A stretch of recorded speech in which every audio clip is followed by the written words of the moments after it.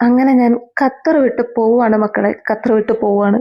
നമ്മളിതേ ഈ പൊക്കോണ്ടിരിക്കുന്നത് നമ്മുടെ Hamad international എയർപോർട്ടിലേക്കാണ്. അപ്പൊ ഞാൻ ഫോണ് തെറിച്ചു പോയാൻ കേട്ടോ.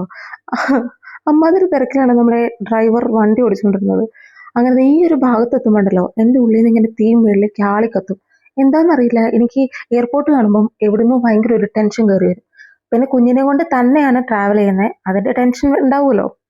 അപ്പം അവനെ കൊണ്ട് ഉള്ളിലൊക്കെ കയറി. നമ്മൾ മോർണിംഗ് ആയിരുന്നു ഫ്ലൈറ്റ്.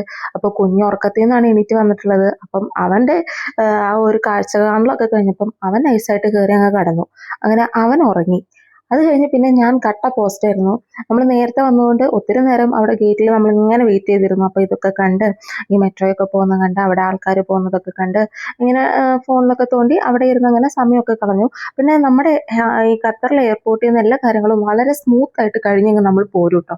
അതുകൊണ്ട് ഉള്ളിൽ കയറി കഴിഞ്ഞാൽ നമുക്ക് പ്രത്യേകിച്ച് ടെൻഷൻ അടിക്കേണ്ട ആവശ്യമൊന്നുമില്ല. അങ്ങനെ ഉള്ളിൽ കയറി ഫ്ലൈറ്റിൽ കയറി. നമ്മളിതേ കുഞ്ഞപ്പത്തേനെ എണീറ്റു. എന്നിട്ട് ദേ ഭയങ്കര പഠിത്തമാണ് അവൻ. അവന് മനസ്സിലായിട്ടാണോന്നൊന്നും എനിക്കറിയത്തില്ല. അവനിരുന്ന് പറയുന്നുണ്ടായിരുന്നു, അതേ ഫയർ ആണ്, അതാണ് ഇതാണെന്നൊക്കെ പറഞ്ഞിട്ട്. ഞാനും കുഞ്ഞും ഭയങ്കര എക്സൈറ്റ്മെന്റിലായിരുന്നു കേട്ടോ. കാരണം അവിടെ ചെന്നിറങ്ങിക്കഴിഞ്ഞ് കഴിഞ്ഞാൽ എനിക്ക് എൻ്റെ ബെസ്റ്റ് ഫ്രണ്ടിനെ കാണാം. അതുപോലെ അവളുടെ രണ്ട് രണ്ട് മൂന്ന് കിഡ്സ് ഉണ്ട്.